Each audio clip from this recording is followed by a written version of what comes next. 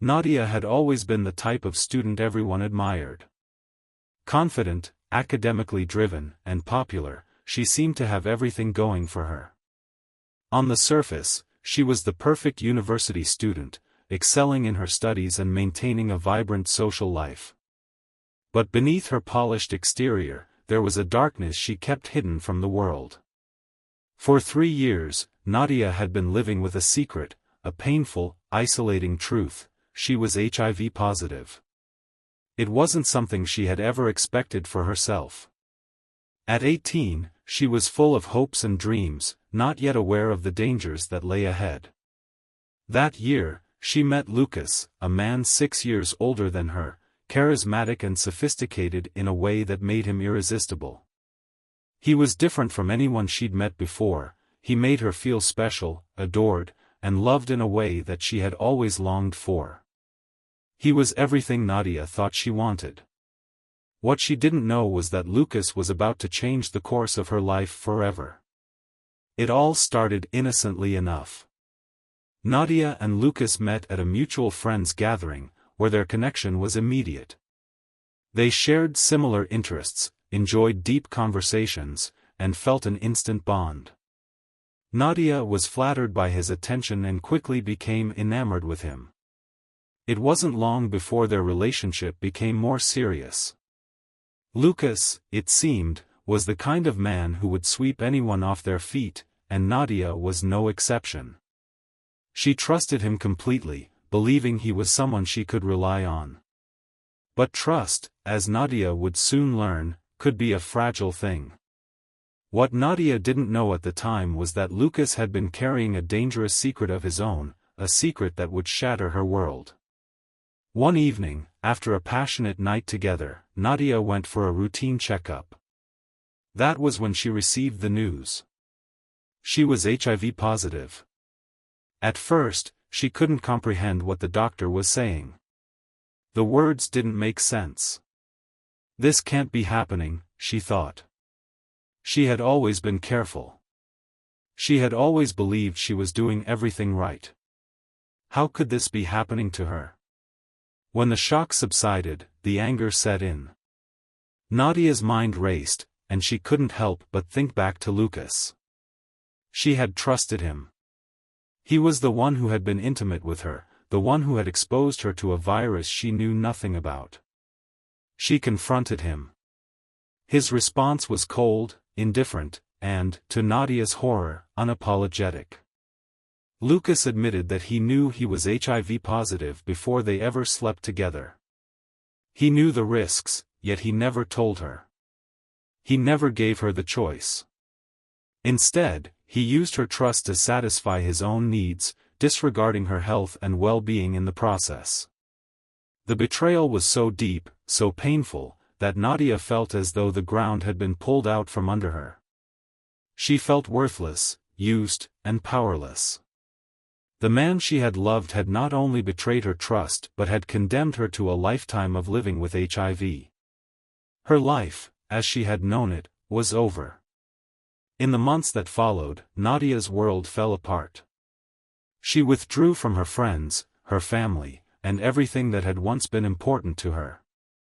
The person she had once been, the confident, successful student, seemed like a distant memory. The shame, the guilt, and the anger consumed her. But more than anything, it was the betrayal that lingered in her mind. How could someone she loved and trusted so completely do something so cruel? As Nadia struggled with her pain, a dark thought began to take shape in her mind. What if she could make Lucas, and men like him, pay for what they had done to her? The more she thought about it, the more it made sense. She could never undo what had been done to her, but perhaps, in some twisted way, she could find a sense of control by taking revenge. Revenge would give her back a piece of the power she had lost. It wasn't a rational thought, but in her emotional turmoil, it was the only thing that seemed to make sense. And so, Nadia began to plot her revenge. Nadia's mind was consumed by the thought of revenge. It had become her obsession, an obsession that would slowly reshape her life. The anger she felt towards Lucas turned into something more dangerous, a determination to make him, and others like him, understand the pain they had inflicted on her. She couldn't undo what had been done, but she could make sure that no man ever treated her, or anyone else, the way Lucas had treated her. She started small, justifying her actions as she went along. It wasn't long before she found herself at a party one night, a random event that seemed insignificant at first. But Nadia, driven by something darker inside her, saw it as the perfect opportunity. The party was filled with men, all of them drinking and laughing, unaware of the storm brewing inside her. She saw one man in particular, a handsome, confident individual who caught her eye. His name was Tom. He was charming, flirty, and exactly the type of man who reminded her of Lucas. It was easy to approach him. She wasn't the same naive girl she had once been. She had learned how to use her appearance, her body, and her charm to manipulate people. Nadia wasn't interested in forming any real connection with Tom, she just wanted to take control of the situation and prove to herself that she could. She smiled at him across the room, and he smiled back. The game was set in motion. The conversation started innocently enough. She played the part of the carefree, confident woman, acting as though nothing in the world could touch her. Tom was quick to pick up on her flirtations, and soon they were exchanging numbers. Nadia told herself that this was nothing more than a brief distraction, a way to feel in control again. But deep inside, there was a part of her that was getting something much darker out of this. She wasn't just looking for a fleeting connection, she was looking for payback. Over the next few weeks, Nadia's behavior grew bolder. She sought out men with specific traits, ones who reminded her of Lucas. They were usually charming, handsome, and confident, types that she had once been attracted to, but now they represented something entirely different. Each encounter was calculated, and each time, she felt a small, twisted sense of satisfaction. She began to document these meetings in a journal, writing down every detail of her encounters. She described the men, their reactions, and her own emotions. Her words were cold and detached, almost as if she was watching her life unfold from a distance. In a way, she was. The revenge had become the focus of her existence. Nadia's journal became her secret weapon, a record of her growing satisfaction. As time went on, she began to feel invincible. The sense of control she had longed for was finally within her reach. No longer did she feel like a victim of Lucas's betrayal. She was in charge now. Every man she slept with became a symbol of her power, and every encounter reminded her of the control she had over her own fate. Yet, beneath the surface, Nadia was still grappling with her own pain. The anger that had initially driven her to seek revenge was now morphing into something more complicated. She knew that what she was doing wasn't right. She understood, on some level, that she was hurting people, men who had no idea what she was going through. But the pain and betrayal she felt from Lucas were too much to bear. It was easier to lash out, to hurt others in return, than to confront the truth of her own suffering. As Nadia's web of revenge continued to grow, she became more and more isolated. Her friends, who had once been so supportive, began to notice changes in her behavior. She stopped spending time with them and started to retreat into herself. Her family, too, began to sense that something was off, though they didn't know exactly what. Nadia had become a stranger to them, someone who was no longer the young woman they had once known. She was consumed by her anger, and it was starting to take a toll on her relationships. But there was one person who hadn't given up on her, Layla. Layla had been Nadia's best friend since childhood, and she had always been there for her, through thick and thin. Layla had noticed the changes in Nadia, but she didn't know what to make of it. One evening, after hearing rumors about Nadia's behavior, Layla decided to confront her. They met at a cafe, and Nadia could tell that something was different. Layla's face was serious, her usual warmth replaced with concern. "Nadia, what's going on with you?" she asked, her voice gentle but firm. "I know something's been bothering you, but you're shutting everyone out. You can't keep doing this." Nadia's first instinct was to shut her down, to push Layla away like she had done with everyone else. But something about Layla's words made her stop. She couldn't push her friend away. Layla had always been there, always been the one person who understood her better than anyone. So Nadia did something she hadn't done in a long time, she opened up. It wasn't easy, and Nadia's voice cracked as she spoke, but she finally told Layla the truth.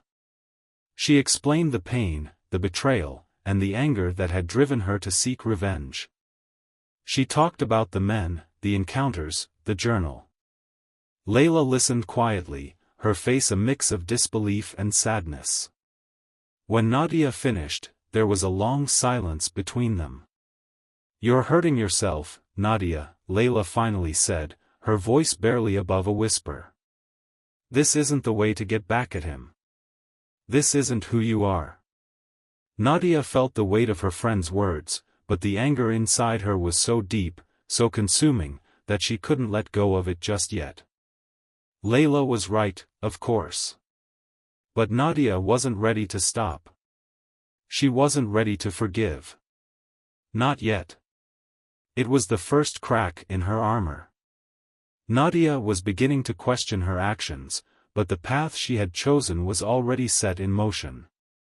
And soon, the consequences of her choices would be far more complicated than she could have imagined. As Nadia's sense of control over her revenge deepened, so too did her isolation. Her actions, once a method of coping with the betrayal Lucas had subjected her to, now defined her existence. Each encounter with a new man served to numb her, to distract her from the pain she had been carrying for years. The anger that had initially burned so brightly inside her had slowly dulled, but it was still there, lying dormant beneath the surface, ready to rise again whenever she needed it. For the first time in a long while, Nadia had felt powerful. She had taken control of a situation that had once made her feel helpless. She had become the manipulator, not the victim. Her journal was a testament to this newfound power, a cold and clinical record of her exploits, each entry more detached than the last. Her feelings were no longer about the men she encountered, nor about the fleeting connections she made. They were about something deeper, a need to prove to herself that she was no longer the girl who had been taken advantage of by Lucas. But in the process, she had lost sight of who she really was. Then came the turning point, the moment when everything she had built began to unravel. It was Layla again. Her childhood friend had always been the steady, rational presence in Nadia's life. Despite Nadia's attempts to shut her out, Layla refused to let her go. She had been persistent, showing up even when Nadia had been at her coldest. It was on a quiet afternoon when Layla dropped the bombshell that would shake Nadia to her core. Nadia had returned to her apartment after a late-night encounter with yet another man, a man who, to her dismay, had become another fleeting moment in a long series of empty interactions. She had barely entered the door when she saw Layla standing there, her arms crossed tightly across her chest. Her expression was a mixture of concern and anger, but mostly, it was disappointment.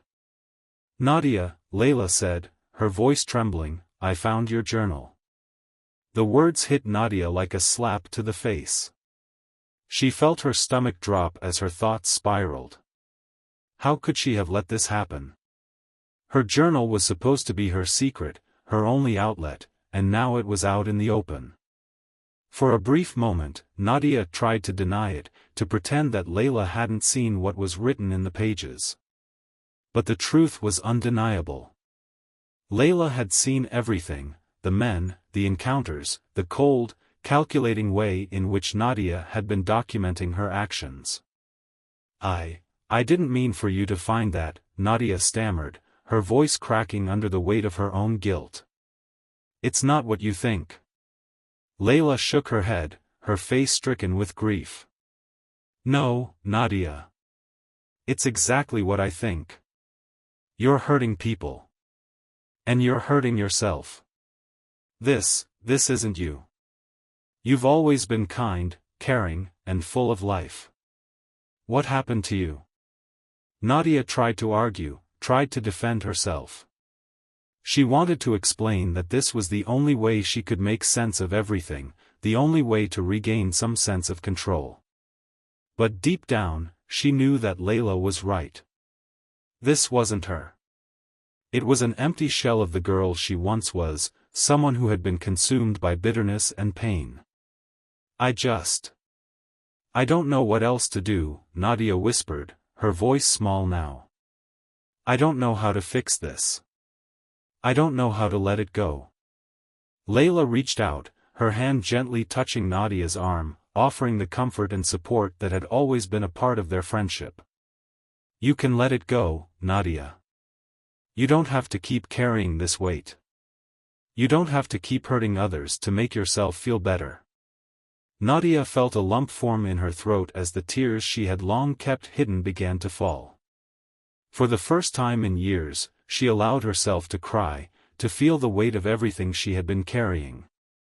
The anger, the betrayal, and the pain, everything she had buried deep inside her, began to surface. But even as the tears flowed, Nadia felt something else stir inside her, guilt. Deep, consuming guilt. Layla's words had cracked open a door that Nadia hadn't even realized was still closed. She had been running from her pain for so long, using her revenge as a shield, but the truth was, it wasn't making her feel better. It was only deepening the hole she had fallen into. The anger had been a defense mechanism, a way to avoid confronting the real, raw emotions she had been trying so desperately to suppress. But Layla wasn't the only one who had been affected by Nadia's actions. The campus had begun to stir with whispers.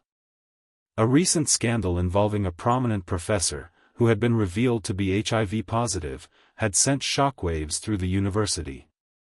The professor's diagnosis had created a frenzy on campus, with students and faculty alike panicking about their own health and the risk of infection. Nadia couldn't help but notice the growing unease among her peers, the hushed conversations in hallways, the nervous glances exchanged between classmates. The revelation of the professor's diagnosis forced Nadia to face a sobering reality. She realized that the revenge she had been so consumed by had consequences far beyond the men she had hurt. The virus she carried wasn't just something she had to live with, it was something that could affect others, too. Her actions, in the name of revenge, had the potential to destroy lives in ways she hadn't fully comprehended before. She wasn't just hurting men, she was contributing to the spread of a disease that had already taken so much from her. The weight of this realization was overwhelming. Nadia suddenly understood that she couldn't keep running from her mistakes. She had to face them head-on, no matter how painful it was. And for the first time, she wondered if there was any way back from the path she had chosen. As she sat in her apartment, Layla by her side, Nadia knew that she had a choice to make. She could continue down this dark path, letting her anger and guilt control her. Or she could try to make things right, to seek redemption for the harm she had caused. But that path would not be easy. It would require her to confront her own demons, to face the truth about what she had done, and to accept that forgiveness might not come easily, if at all. Nadia sat in silence, Layla's words echoing in her mind. The weight of everything she had done pressed down on her, suffocating her. Her mind raced as she tried to make sense of the mess she had created. It was one thing to lash out in anger, to seek revenge in the heat of betrayal, but what had she become in the process? The realization hit her hard. She had not only harmed the men she had encountered but had also contributed to a greater cycle of pain, fear, and stigma. In the following days, Nadia couldn't shake the feeling that something needed to change. She had been avoiding the truth for so long, trying to justify her actions with the idea of regaining control, but now she saw it for what it was, a desperate attempt to hold on to power when she had felt utterly powerless. The revenge that had once seemed like the answer was now nothing more than a trap that she had built for herself. And worse, it had ensnared others along the way. Nadia couldn't sleep. The guilt gnawed at her, and she knew that she had to face the consequences of her actions. But how? How could she possibly make amends for what she had done? She had knowingly infected 86 men, each one a victim of her bitterness. Each one carried the weight of her decisions with them. How could she live with that? In the dark hours of the night, as she lay awake in her apartment, Nadia made a decision that would change everything. She knew she had to own up to what she had done, to take responsibility for the harm she had caused. She couldn't hide anymore. She couldn't run from her mistakes. The next day, Nadia sat down at her computer, her hands trembling as she typed. She wrote a confession, raw and unapologetic. She explained everything, how she had been betrayed by Lucas, how she had allowed her anger to consume her, and how she had carried out her revenge without ever considering the consequences. She admitted to infecting 86 men, making it clear that it wasn't just the men she had harmed, it was everyone who had been impacted by her actions, including herself. She didn't ask for forgiveness. She didn't expect it. But she knew that the truth had to be out there. Once she had finished writing, she hesitated. The words she had written were now out there, vulnerable and exposed. It felt like a weight had been lifted from her chest, but at the same time, a new wave of fear gripped her.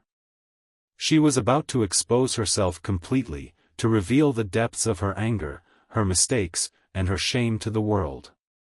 With a deep breath, Nadia clicked publish. The confession went viral almost immediately.